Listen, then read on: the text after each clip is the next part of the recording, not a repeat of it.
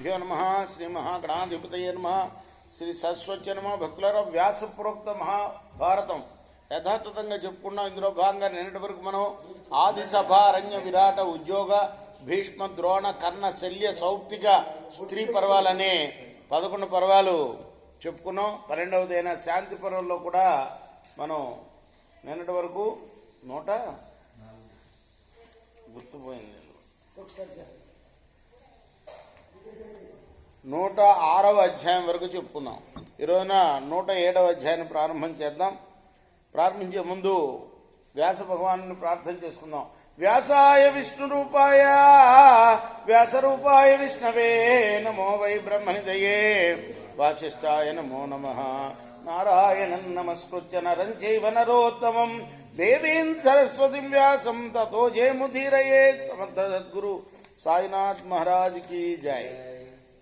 युधिष्ठिर उवाच ब्राह्मण क्षत्रिय विषां शूद्राणां च परन्तप धर्मवृत्तं च वित्तं च वृत्युपाया फलानि च राज्ञां वित्तं च कोशं च कोशसञ्चयनं चेह अमाच्य गुणवृत्तिश्च प्रकृतीनां च वर्धनं षड्गुण्यगुणकल्पस्य सेनावृत्तिस्तथैव च परिज्ञानं च दुष्टस्य लक्षणं च सतामपि समहीनाधिकानां च यथा वल्लक्षणं चेत् मध्यमस्य चतुश्चेद्धं यथास्थेयं विवर्धत क्षीणग्रहणवृत्तिश्च यथा धर्मं प्रकीर्तितं लघुना देशरूपेण ग्रंथयोगेन भारत.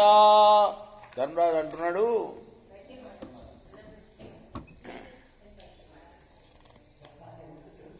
ఓ భరతనందన. ఎవరి భరతనందనుడు? యుధిష్ఠిరుడే అంటున్నాడు, ఓ భరతనందన అని. ఎవరైనా ఎవరిది సంవాదం చెప్పుకున్నాం మనం. ధర్మరాజు కలకొక్షీయుడిది అయిపోయింది. భీష్ముడి దగ్గరికి తెప్పించాడు కదా కృష్ణ భగవానుడు. ఆయన రాజ్యంలో నేను పరిపాలించను, మళ్ళీ అడవులకు పోతాను అని విరక్తి చెందితే ధర్మం చెప్పడానికి అదేంటి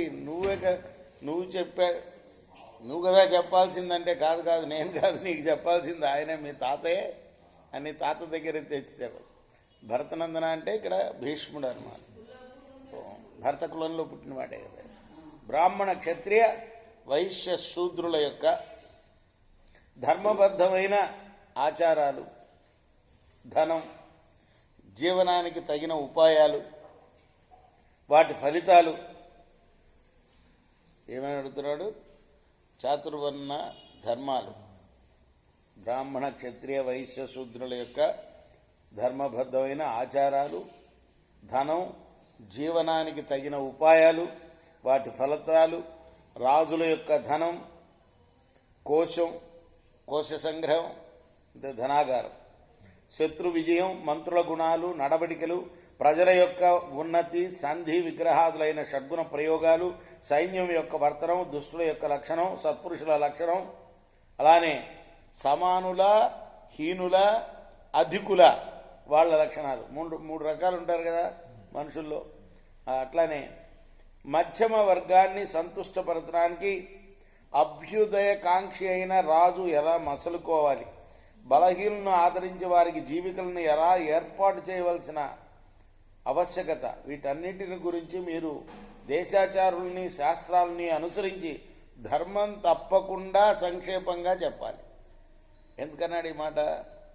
ఇంతకుముందు కాలకౌక్షీయుడు అంతా ముందు అధర్మం చెప్పాడు కదా, ఇలా చేయి, మోసం చేయి, నువ్వు వాడి దగ్గర చేరి ఆ తర్వాత వాడిని జయించు అని అంటే నేను అలా చేయను అన్నాడు కదా. కాబట్టి ధర్మం తప్పకుండా శాస్త్రాలని అనుసరించి చెప్పండి మీరు అని అడిగాడు. విజిగీషోస్తథావృత్తం భుక్తం చైవ తథైవతే గణానాం వృత్తిమిచ్చామి శ్రోతుం మతిమతాంబరః. అంటే మతిమతుల్లో వరుడు అంటే ఎక్కువ పెద్దవాడు అన్నమాట. అగ్రగణ్యుడా, బుద్ధిమంతుల్లో అగ్రగణ్యుడా. విజయాభిలాషి అయిన రాజు యొక్క ప్రవర్తన గురించి కూడా మీరు చెప్పారు కదా. ఇక నేను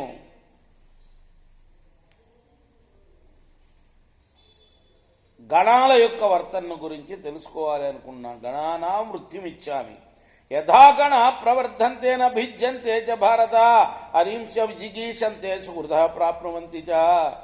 గణరాజ్యాలు ఎలా వృద్ధి చెందుతాయో, వారు పరస్పరం భేదించుకుంటూ ఎలా ఉంటారో, శత్రువుల్ని ఎలా జయిస్తారో, స్నేహితుల్ని ఎలా సంపాదించుకుంటారో కూడా వినాలని ఉంది.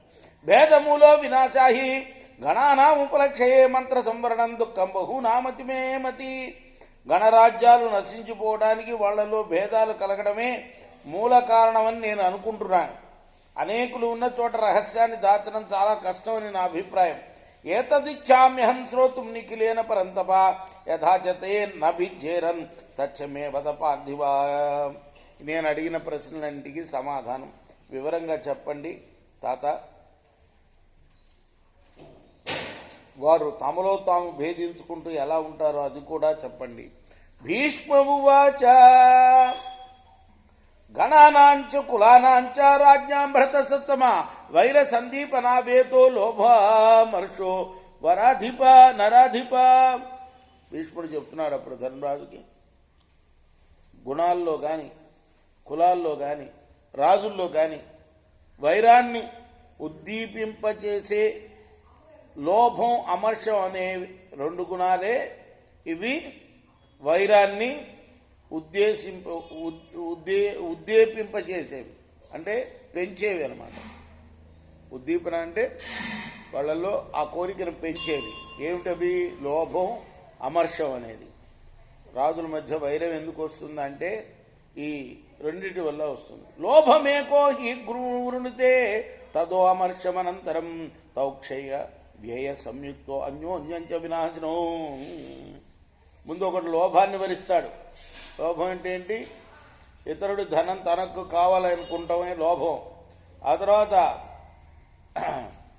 అమర్షం అంటే కోపం, అది ఏర్పడుతుంది. ఆ తర్వాత లోభ అమర్షాలకు గురైన వ్యక్తులు వాళ్లే సముదాయానికి సంఘానికి హాని కలిగిస్తారు, పరస్పర వినాశకులు అవుతారు కదా. ఏమేంటది? కోపం ఒకటి, లోభం ఒకటి. భగవద్గీతలో కదా అదే కదా సారం. చార మంత్ర బలాదానై సామదాన విభేదనై క్షయ వ్యయ భయోపాయి ప్రకర్షంతీతరేతరం. వాళ్ళు గూఢచారులను ప్రయోగిస్తూ రహస్య మంత్రాంగం ద్వారా సేనలను సమీకరించుకుంటూ సామధాన భేదోపాయాలను ఆచరిస్తూ ప్రాణ నష్టం, ధన వ్యయం మొదలైన భయాలను రేకెత్తించే ఉపాయాలతో పరస్పరం ఒకరినొకరు బలహీనపరుచుకుంటారు. రేపు మనం 13వ శ్లోకాన్ని నుంచి కొనసాగిద్దాం. కృష్ణార్పణమస్తు. సాయి కృష్ణార్పణమస్తు. స్వస్తి ప్రజాభ్య పరిపాలిత న్యాయ మార్గం మహిమేష గో బ్రాహ్మణేభ్య శుభమస్తు. లోకా సమస్త శుభనోంతు. కృష్ణార్పణమస్తు. సాయి కృష్ణార్పణ.